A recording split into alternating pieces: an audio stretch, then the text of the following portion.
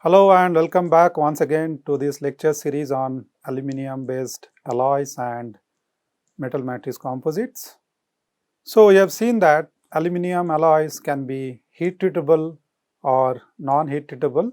The heat treatable alloys are the ones in which a precipitate forms and strengthening can be achieved with the help of these precipitates, and the phenomenon is known as precipitation hardening. So the three basic steps that we have for precipitation hardening. First, as we have seen, solution treatment, that is heating to the single phase region. This is followed by quenching,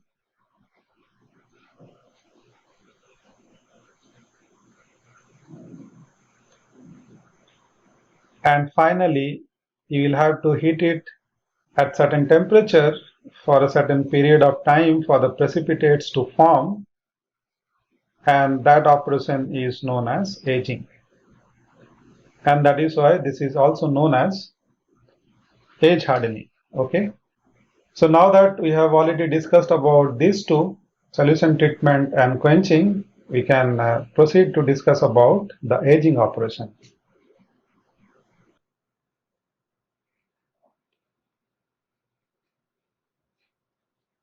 So aging is nothing but holding the alloy after the supersaturated solid solution has formed at a particular temperature for a certain period of time.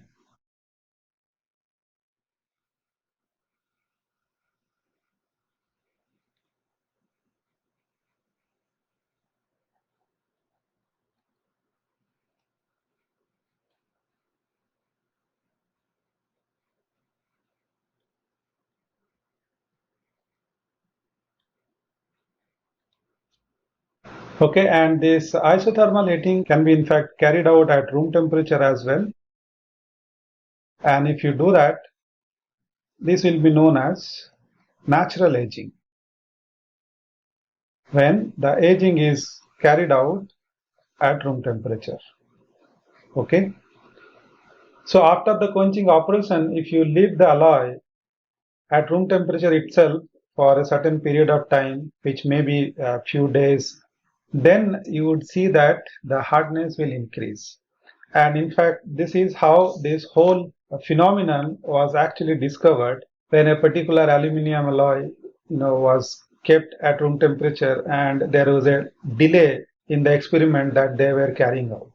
So they were basically carrying out hardness and tensile testing kind of experiments, and then in between they simply kept it, probably the lab was closed for a few days or whatever reasons, and then when they came back after a few days and checked the hardness, to their surprise, they found that the hardness has actually increased significantly.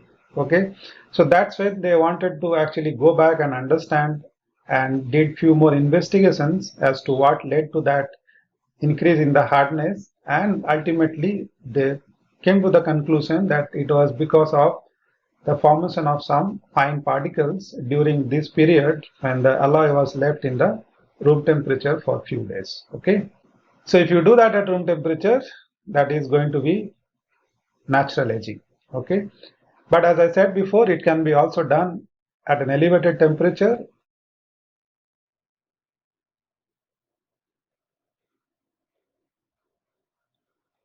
And when you do that, it is known as artificial aging.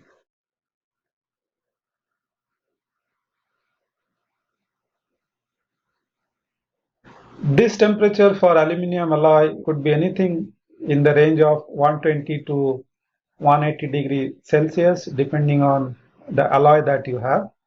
And we'll talk about that in a little more detail as we progress. So how do you identify this as to what condition of heat treatment the alloy is in?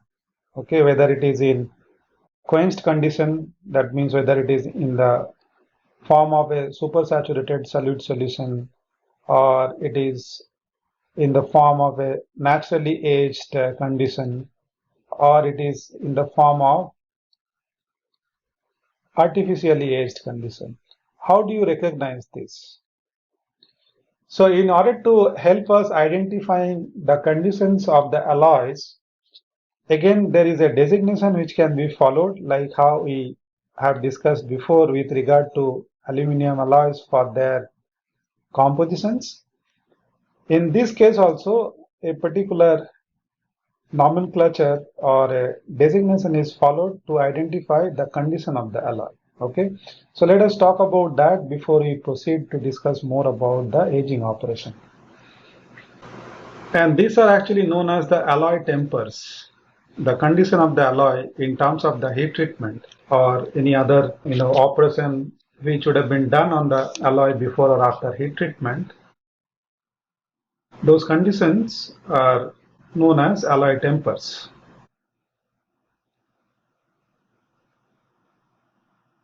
And this is indicated by a particular letter or a combination of a letter and a digit. For example, if we say the temper is F,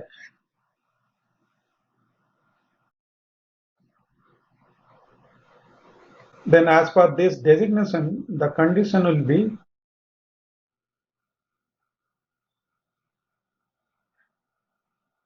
as fabricated. So this is without any heat treatment.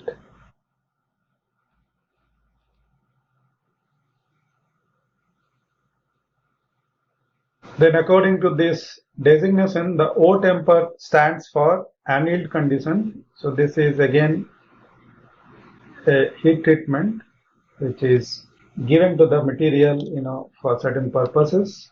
Annealing is nothing but heating to a higher temperature and then holding it for a certain period of time, followed by cooling in the furnace itself. Okay.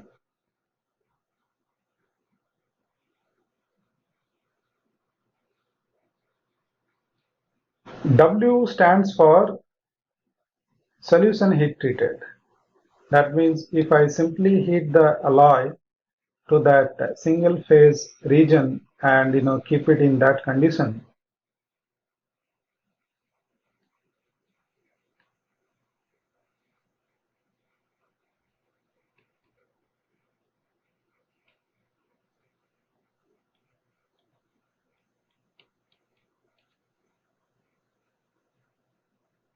so this is basically heating to the single phase region followed by quenching, right? So this is actually your supersaturated solid solution that you will have in this condition, okay, in the solution heat treated condition.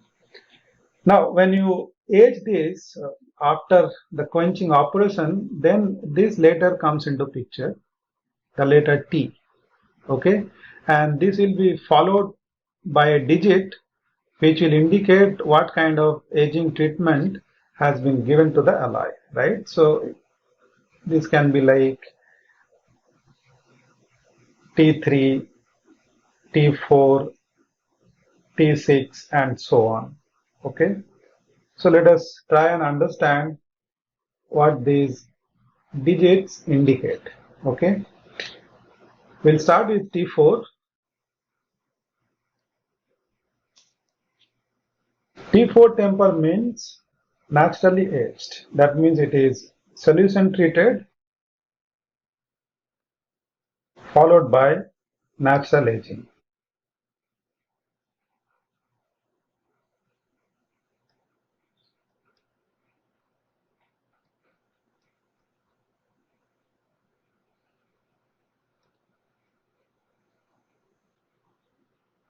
If the temper is T3, this indicates one more operation in between solution treatment and natural aging, and that treatment is some cold working which is given to the material. Okay, so after solution treatment, the material is deformed to a certain extent, and after that it is subjected to natural aging.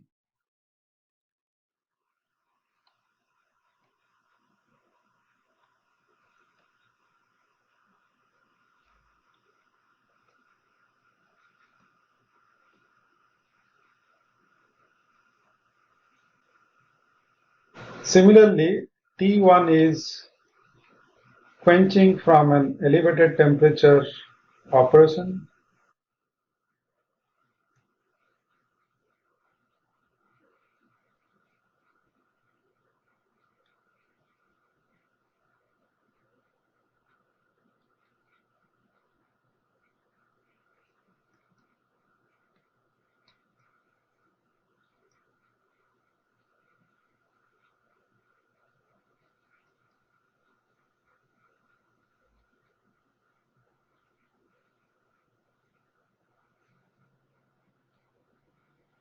followed by natural aging. Okay, so here the difference between natural aging uh, and T1, that means difference between T1 and T4 is the fact that in case of T4 it was simply heated to a particular temperature followed by water quenching and then aging at room temperature. But in this case, after heating, it has been subjected to some kind of shaping process. Okay, it could be any of the manufacturing processes, for example, which are carried out at high temperature, like rolling, forging, extrusion, whatever, for shaping the material into a particular form. And from that high temperature shaping operation, if you now quench it and then naturally age it, then it becomes the T1 temper. Then you have T2,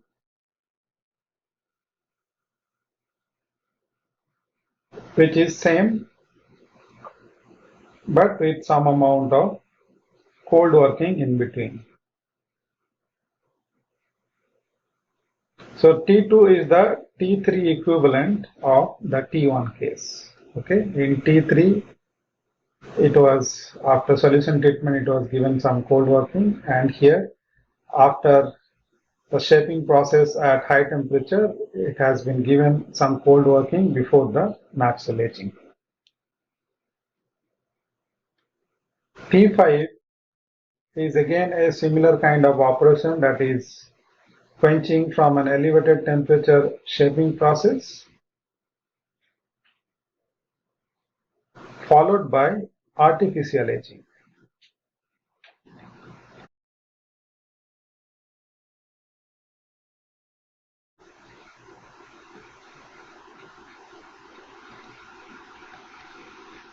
And when you only do artificial aging, that means you do the solution heat treatment. That means you heat the alloy to a particular temperature, quench it, and then artificially age it at a particular temperature. Then that temper is known as T6. So this is basically artificially aged to the maximum hardness. That means solution heat treatment plus artificially aged. But you should remember that this is artificially aged to peak hardness, which is also known as peak aging condition.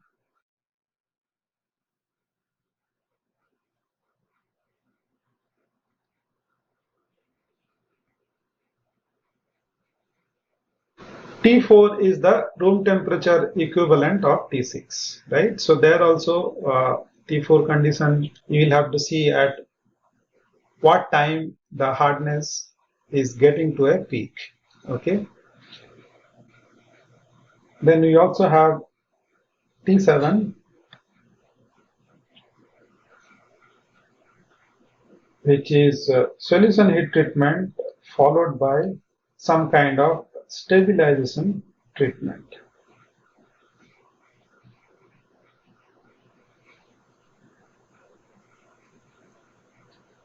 So this is basically, continue to do the heat treatment so that you can attain some of the properties which may not be obtained in the peak aged condition. So if you go beyond the peak age condition, that is known as the overaging. So this is basically the overaged condition, okay?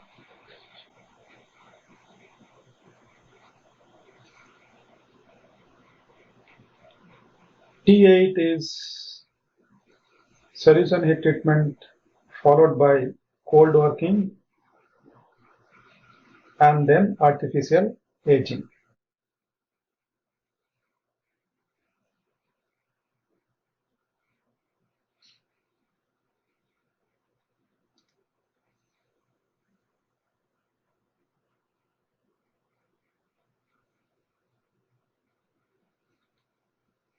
In case of T9, the cold working is given after the aging treatment. So it is solution treatment followed by artificial aging, and then it is subjected to cold working.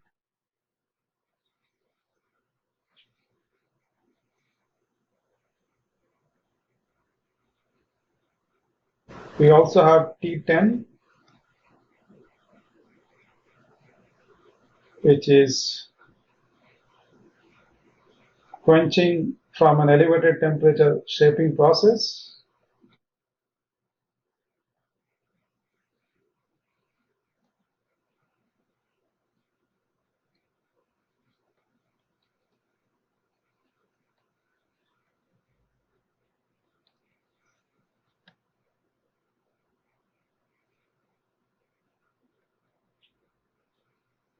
Followed by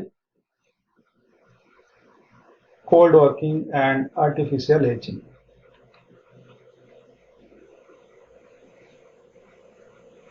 Then sometime you may also have two additional digits after this T tempers.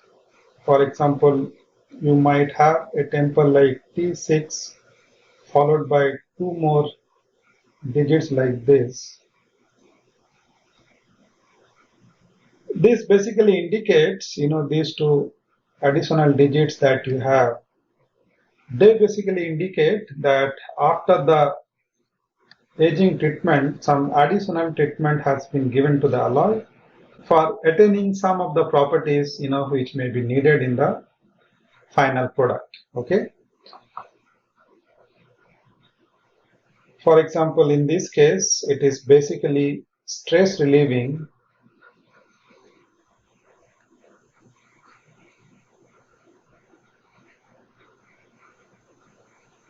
by stretching.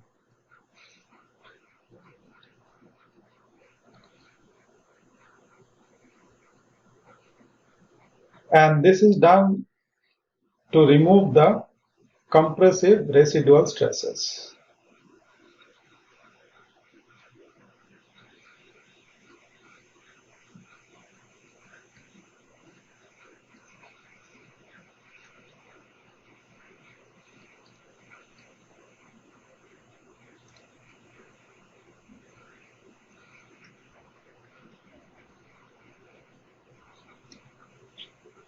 Which may be needed in some application, right? So depending on the requirement, after the aging treatment, some additional treatment may also be given in some cases. If you have these two digits, 5, 2, after the T and the digit which follows after that, like here you have T651, you also may have T652, that would indicate a similar operation, but in that case, it will be removal of tensile residual stresses.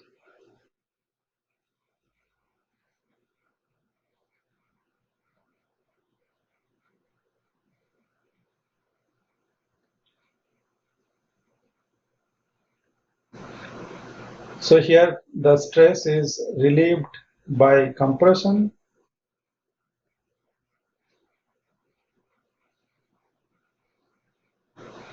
So that the tensile residual stresses are removed.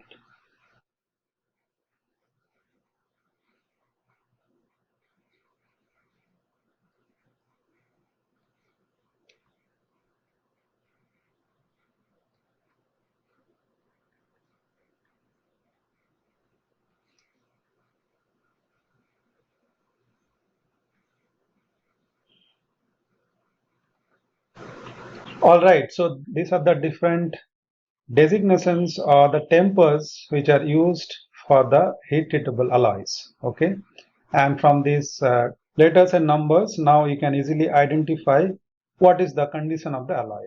Okay. In fact, if you want to buy something, if you want to buy an aluminum alloy, you will have to actually specify this temper. Okay. If you go to a dealer, the first question that he will ask you as to what temper you want. Let's say you want to buy a 6000 series aluminum alloy, some alloy, let's say 6061. he would immediately ask you in what temper, right? So you need to tell, you cannot tell like this as fabricated solution treatment and all that. Those things they may or may not understand, but if you specify any of these letters or numbers, they will immediately know what you are asking for, okay? And that is why knowing these tempers is so important. Yeah, okay, so let us come back to this now. We were talking about the final operation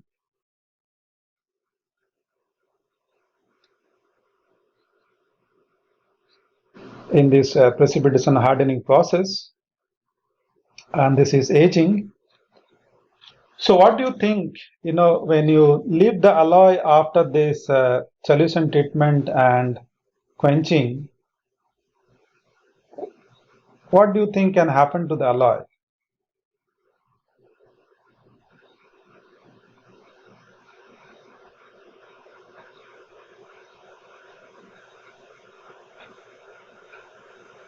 This term again should tell you that, should indicate, what could happen.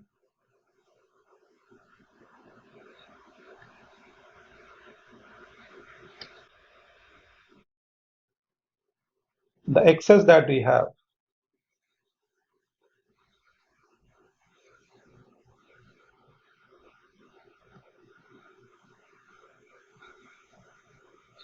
This is going to come out as the precipitates.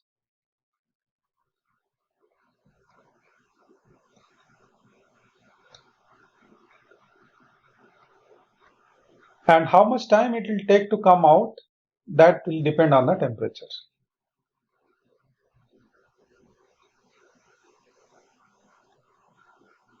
Right? Higher the temperature, lower will be the time for the precipitates to form. It is as simple as that. So the temperature will affect the kinetics of the process. If you do it at room temperature, it will take like days. But if you do it at a temperature like 120 degrees Celsius, for many of the alloys, it might occur in few hours only, right? So that's the difference between natural aging and artificial aging. It's all about the time that the precipitates take to form, right? And the other effect that the temperature will have is the size of the precipitates.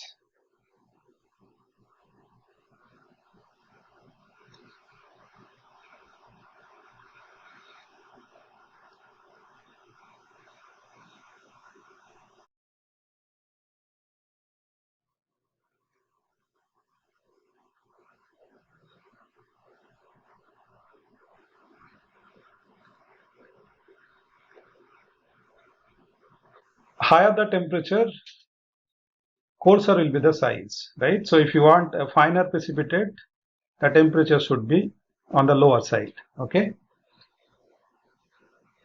So now we need to try and understand as to what is the mechanism by which this hardening occurs, okay? Why does the hardness and the strength increase? That is something we need to understand, right? So if you talk about natural aging,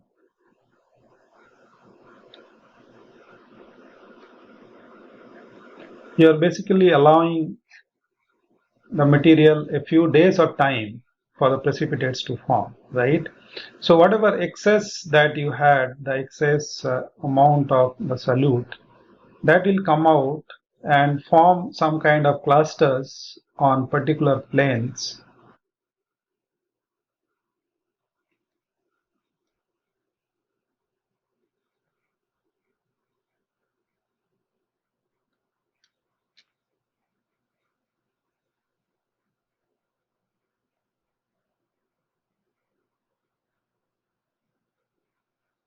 And that is how it will try and reach the equilibrium condition, right?